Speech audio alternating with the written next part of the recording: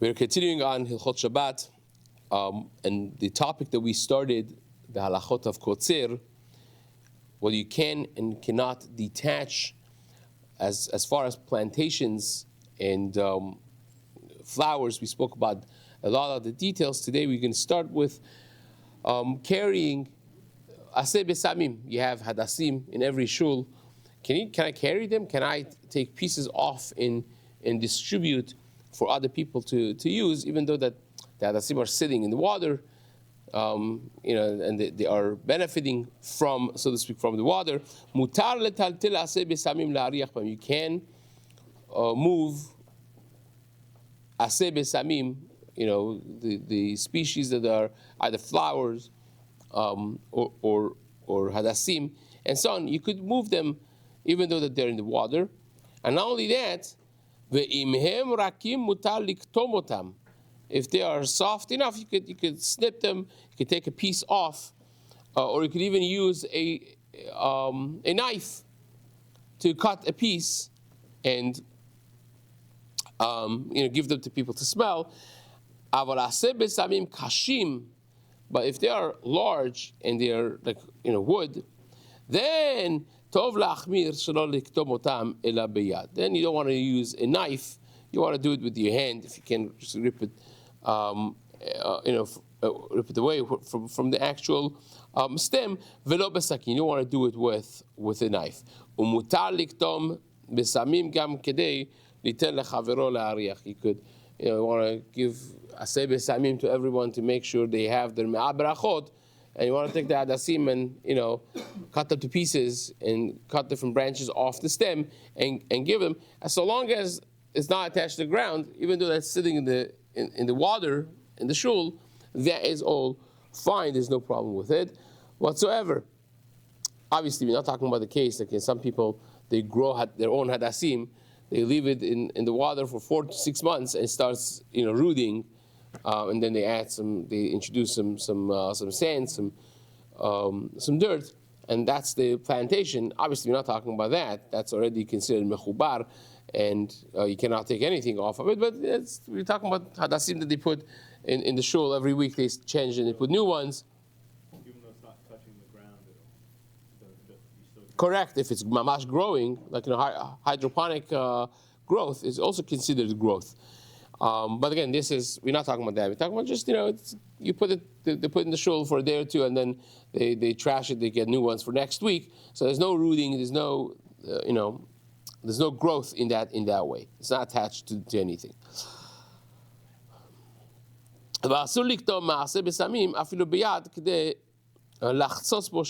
you can't cut off branches, small, even little peck to clean your teeth. That you're not allowed to do on Shabbat. You could do it for aseh besamim to smell, but not to use it as a toothpick. Perot shenashru min ailan beShabbat asurim ba'achila u'tiltul. Fruits that fall off from the tree on Shabbat. Now you say, wow, amazing, my mazal. Hashem knew that I wanted to eat this, and this exact fruit fell down. Bad news is that you cannot touch it. It's muktzeh, because going into Shabbat on Ben Hashem Ashod, it was attached to the ground. It was muktzeh, and therefore it stays muktzeh, even if automatically got detached from the ground until Motzei Shabbat. You cannot touch it. Forget about eating it. You can't even carry it. And that's a gezerah. And also is a problem of muktzeh. So there are two different separate problems with it. As we explained, when something becomes muktzeh, the ben hashmashot going into Shabbat will stay muktzeh for the entirety of the Shabbat, that Shabbat, and therefore here also would be asur. Ve'af im telashan goy la'atzmo. Imagine a goy came and took fruits for himself, right? You come and you see someone is taking your fruits off, you yell at them, they drop it and they leave, right? So you're like, mina shamayim, I didn't do it, the goy did it, right? Of course, it would be still asur because of the muktzeh element of it. It's still there. But this was muktzeh. It stays muktzeh. You cannot move it around until Motzei Shabbat. Ve'afilu כשיש ספק שמנשרו מערב Shabbat. Imagine Shabbat morning you come and you see these fruits under the tree and you're like, wait, maybe they fell before Shabbat. I wasn't here, I didn't pay attention. Maybe they already fell from before Shabbat. So Safek, and Safek Darabanan, Lekula, right? It's a Shelav Muktzeh, a Gezrat Darabanan. So, and maybe it was there before Shabbat, so maybe I should be able to do Safek Darabanan Lekula business, right? Can I say such a thing? Or can I not say that? And the halacha is, even if they fell, and you don't know when they are from, they may have been from Erev Shabbat, still would be asur, both to carry them and to eat them, because it's davar shesh lo matirin. Right? Davar shesh lo matirin, the Gemara in the beginning of Masechet Beitzah discusses that even though that we generally speaking say that an item that gets mixed with other items of heter is batil b'shishim, batil berov, all that, when you have an isser that's going to go away by itself, then we don't use this principle.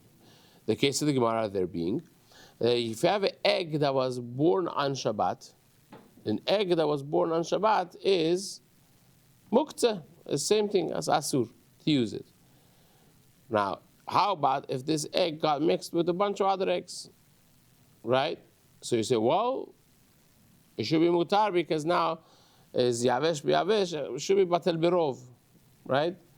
You have more eggs that are mutar, that are from before Shabbat, it should be mutar. The halacha is, no. Even if you got mixed with 1,000 other eggs that are all mutar, the whole 1,001 eggs is asur until Motzei Shabbat. Why? Because, like Rashi explains, that tochlenu be'isur, tochlenu be'heter. When you wait and it automatically by itself will go away, we don't want to rely on bitul, we don't want to rely on safek, derabanan le'akel. Those principles we don't want to use. And hence, even though that you don't know if this fruit was, was attached to the tree on Ben Hashmashot and hence became muktzeh, or maybe it didn't, we still would be stringent, we will be mahmir to not use it until Motzei Shabbat. So that's an important principle to have in mind, that davar shesh lo matirim afilu be'elef lo batil. Even 1 in 1,000 is not going to be batil. Now this. So can you know, like, if you know, like, hey, my chicken is laying eggs, I know that, like, can you designate ahead of time, like, I plan to use the egg they will lay? Not necessarily, because it's not usable. It's not usable. It's being there. It's also issues that it's being made. If it's on Shabbat, okay, but you don't have access to it. What about like your fruit tree? If you see the fruits are falling down, like the fruits are falling, I know more will fall on Shabbat, and I want to enjoy them. Can you say that? No, because right now you can't do it in Ben Hashmashot. Ben Hashmashot, you cannot touch it because it's Shabbat for you, technically speaking, right? Before Shabbat. I know, but I understand that. But before Shabbat, this was attached to the ground, and during Shabbat's Ben Hashmashot, the first moments, also was attached. Now, as soon as it becomes shkia, you cannot touch it anymore, right? So now it is muktzeh. In be'etzem, it's not your mindset necessarily. Essentially is muktzeh. You cannot touch it. You can do anything with it. And therefore, it stays muktzeh for the rest of the time as well. Right? It stays muktzeh for the rest of the time as well. Now, how about if I want to put my chickens on a grass, or my cow on the grass instead of feeding them pre-cut grass, I want to have them right there, and they'll peck and take from the. They're going to be doing kotzer for me, right? You have a few cows, and you let them on your lawn, and they'll kill two birds with the same stone, right? They'll mow your lawn and fertilize it at the same time, right? It's amazing, very smart. So, can I do that on Shabbat? Right? Can I do that on Shabbat? Can I stand my cow on the grass and say, well, now he's going to eat, so I'll get a free lawn mowing and also feed my animals without having to go to Petco, right? Very, very smart. Not mutar or asur, right? So the halacha is mutar l'adam la'amid behemto al gabei asavim mechubarim shetochal mehem. You can, take your animal and put them on the grass, the chickens, the cows, whatever it is. We're not concerned you're going to come with your hand, take off and feed it to your animals. They'll do it themselves. And also, people are very concerned about Shabbat. Shabbat is very chamur in the eyes of people, and people are very careful not to make those types of mistakes. But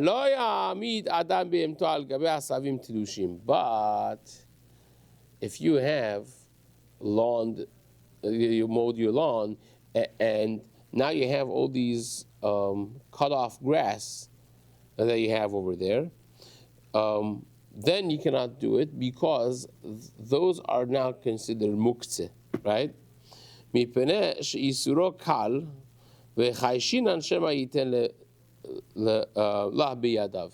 If he was cut off on Shabbat, right? This is not muktzeh, and we are concerned that maybe you're going to take from this asavim telushim, which is a muktzeh, sudrabanan, and feed it to your animals. Therefore, we don't let you bring him to asavim telushim in that sense. Aval mutar lo la'amid keneged penei behemto shetelech samuch lemakom sheyesh bo asavim telushim. But you could kind of like direct him, right? Direct him by standing in front of him, blocking the animal from going in place A, which automatically would direct him to area B, and area B is with asavim telushim. That's mutar, right? It's indirect. Fine. Now this is a beautiful back and forth really between Rabbi Yosef and his mentor, one of the people who really respected Chacham Ovadia as a youngster, even a teenager really, and helped him out later on in life to become who he became, was Rabbi Tzvi Pesach Frank, Rabbi Yerushalayim. And this is really a geshmak back and forth between Rabbi Tzvi Pesach Frank and Chacham Ovadia, which again, it's not necessarily the time for it. I mean, when Rabbi Tzvi Pesach Frank got the sefer of Chacham Ovadia, he wrote as a ha'ara, as a question to him, and again, it became like a back and forth because Chacham Ovadia answered it afterwards, and that's beyond the scope of this talk at this moment. But kaveret shel dvorim sheyesh ba chalot dvash. If you have a kaveret shel dvorim, which is a beehive, right, and you have honey inside, asur litol min hachalot b'Shabbat. You cannot take the chalot. You cannot take the cones from the beehive on Shabbat, because that is an offshoot of this isur that we just discussed. Makom gidulo shel dvash mekaveret. The way the definition of the isur is of kotzer on Shabbat is taking anything, uprooting anything from its place of growth, and here is exactly that. Here, the honey cones basically are growing, are made in that kaveret, and scraping it off, taking it off. The kaveret would be the hive, would be asur on Shabbat, is domel letolesh, aval im nitleshu mivodio. But if they fell from before Shabbat by themselves, they fell, then it's going to be mutar lirdotam b'Shabbat. Then you could use them on Shabbat. Kedei lechol min advash hadavuk alehem ve'im listekam erev Shabbat. Now, if you took the cone, the honey cone, and you smashed it, you broke the structure of it, and squeezed it on erev Shabbat already, and you put a press on it, so to speak. But what's happening right now is still they're attached to the kaveret. They're still attached to the hive. Mutar litol min advash asaf. Then any honey that is not inside the cone, but it is now has been extracted, so to speak, sitting on top, that you could use on Shabbat. But don't take the cones themselves. That's already attached to the hive, and that you cannot do on Shabbat, as we explained before. So again, this is like a offshoot of this. These sometimes become a little relevant. We had actually last year in the Bet Knesset, it's an older building, and we had a massive beehive with tons of natural honey inside of it, and it actually was accessible.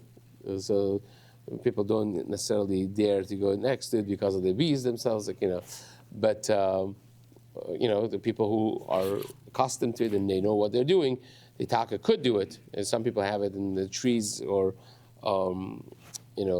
different structures near their houses, and something to be mindful. You can't get rid of them either. You can't just even if you're safe and not in danger of being bitten, but to detach them from where they are growing on Shabbat, you cannot do. Again, even though that it's not necessarily it's food, and you say, well, food is not muktzeh, is anything that's not muktzeh, if anything is not muktzeh, is food, and svarim we mentioned before, but yet here, it's not an isur of muktzeh per se, it's the isur of tolesh. You cannot take a thing that's growing from makom gidulo, and hence a person should be mindful of that. One last halacha here, im ala le'ilan be'erev Shabbat samuch l'chashecha. If you climb the tree on erev Shabbat, and you're having a nice first seder over there, second seder really, you're learning Torah over there, and before you know it, you're too engrossed, and it became Shabbat, right? Kevan she'ala beheter, once you went up, it was mutar. You could come down, mutar laredet min ha'elan. You could come down from the tree as well, even though that normally speaking you cannot use emishtamishim be'ilan. You cannot use trees. You can lean even on them. You can lean your weight on them, and so on. Aval im ala le'ilan b'Shabbat. But if you went on Shabbat up to the ilan, to the tree, b'shogeg, you made a mistake. Obviously, you weren't mindful, and you went up on Shabbat.